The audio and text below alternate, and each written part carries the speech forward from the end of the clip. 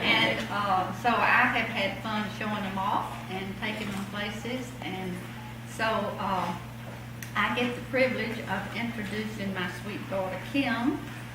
And she is truly a delight. She was the fourth one born.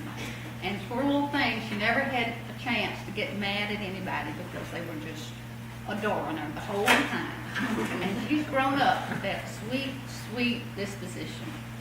So it's my privilege and honor to introduce to you my daughter, Kim.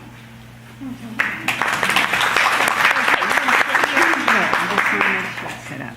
Well, I had a mighty sweet mother, and all of my anger came out later. I said, I'm going to get back at all my siblings for abusing me.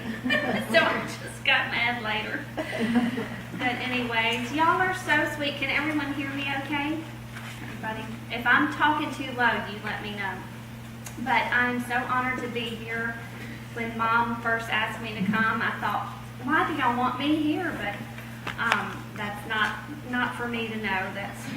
I just believe that, God has us where He wants us every day for some reason, and we trust in that. So I'm so honored to be here, and I hope that, I know we all have a story about where we've been in our lives, and I love to hear people's stories because I just think that's what's so amazing about how God works in every one of us, that He cares for every one of us just so tenderly, and I think that's so neat. I'll water it. So, I will just share my story, but I grew up really a Christian from, pretty much early on in my life. I guess really around 7th grade. Just was at a very Christian school and went to retreats, and just grew up a Christian. I knew the Lord, but I didn't know what He had in store for me. So when I was in high school, typical high school kid, and I was running track and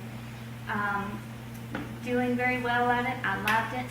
And then all of a sudden, when I was about 16, I started noticing that I couldn't keep up with everyone like the others, and I would stay in shape all summer, and I couldn't understand why I would get so tired.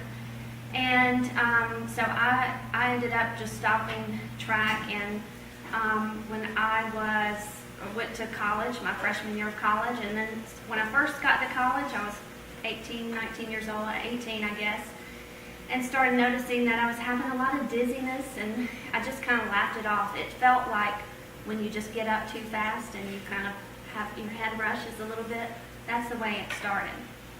So it was really kind of a joke. My friends kind of made fun of me, and I made fun of myself. So that started when I was, again, about 18 and went on for a couple of years. And we actually, Mom and I went to the doctor one time together just to have our physicals, and they sent her downstairs to do an EKG and did one on me. And my internal medicine doctor at the time, we came back upstairs, and she came in and she said, I don't know why they gave you an EKG. I ordered one for your mom, but not for you. But since they did, yours is very abnormal. And I said, okay. So she listened to my heart, and she heard a murmur, and she referred me to a cardiologist. And they just diagnosed me at the time with mitral valve prolapse, which is very common. At the time, they said about 1 in 10 women have it. It was more common in women. So I went back to school, and everything was fine. I just had to take medicine before I went to the dentist. Well, then my junior year of college, I went abroad to France and was over there and just went for a jog one day, and I never could. I walked for an hour. I never could in an hour's time go from a walk to a jog without just blacking out. And I kept thinking, I can't get my blood to circulate right. I just couldn't do it. And so that happened one day, and there was a couple of episodes in France where I just passed out on the street one day, and I got off the bus. It would happen when I would walk up inclines or steps or things like that. I would just notice I would get really dizzy. So I got off the bus one day leaving school, and I was walking with a friend of mine, and we walked up this ramp, and we were talking, and everything was normal, and all of a sudden I felt it coming on, and I just blacked out, and I started having a seizure. on the sidewalk, and it scared her to death. But that's when I knew there's something going on here more than what we know. So I immediately flew home. I called Mom and Dad and told them, and they said, "You're right, something's going on." So we flew home. We went back to the cardiologist in Nashville, and they diagnosed me with hypertrophic obstructive cardiomyopathy, which they said about 1 in 500 people had it at the time. And basically what it is the septum that separates the walls between your heart was overgrown. And my dizziness was coming from that overgrown wall just being too thick for blood to get through my heart. So when I did things like exerted myself in any way, my blood just couldn't keep up. So that was what was causing it. And I just turned 21, and the doctor said, "You can't have any more alcohol. You can't do anything aerobic. You can play tennis, but only doubles. No jumping, running, no lifting weights. You can walk, but not with hand weights. Nothing that just gets your heart, overgrown or I guess overstimulated." So we did that. He said that this was a condition that was kind of known as the athletic heart disease. He said, when you hear about famous athletes that just die on the football field or basketball court, and there's no way to revive them, this is what they have the majority of the time. And I later researched about 60% of the time when you hear these athletes that fall out on the court like that or the field, 60% of the time they have this. So, a little scary. So that's when we first learned out. I just turned 21. For the next several years, I just went on about my life, but my quality of life started going down and down. Just harder and harder to do anything average. I joke that I was 26 years old and I couldn't walk up a flight of steps without stopping 5 or 6 times. It was just hard when you are single and you're living life, and I was living in Nashville and all my friends were going out doing what everybody does to go have fun, and we would always have to stop and wait for me. And it was hard too when I was dating, and you'd go out with a guy for the first time and you have to explain that when we leave dinner you can't get up from the table real fast. Or it was always worse if I went to see a movie or a play and I'd been sitting down for a couple hours and then got up. My body just took so long to adjust that I would just black out a lot of times with whoever I was with. And that happened after movies and plays. And it just was embarrassing, but at the same time, scary.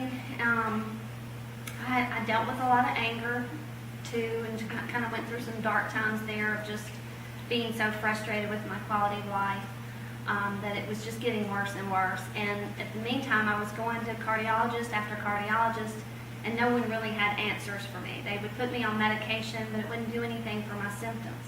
We even flew to the Minneapolis Heart Institute to Dr. Barry Marin, who specialized in my condition. He only saw patients who had what I had. He was world-renowned and had written hundreds of articles on this. And he even said, "I don't really know what to do with your symptoms. We just need to keep ruling things out." So we were going all over us. I joke that we went to 10 different cardiologists around the country, and it seemed that we got 10 different answers. So I had to do a lot of research on my own. And the day, or actually I think it was 2 days before my date with my first date with my husband, who was the love of my life. He was my absolute crush. I met him when I was 13 years old. And as soon as I saw him, I said, "I will marry him." And I knew it. I never doubted. And the day before we finally had our first date, and I was so excited, I went to a cardiologist in Nashville at Vanderbilt. And he said, they'd run all these tests, and he said, "I don't want to scare you, but you love when doctors say that." He said, people with your condition that have the highest risk of sudden death have one of 4 symptoms.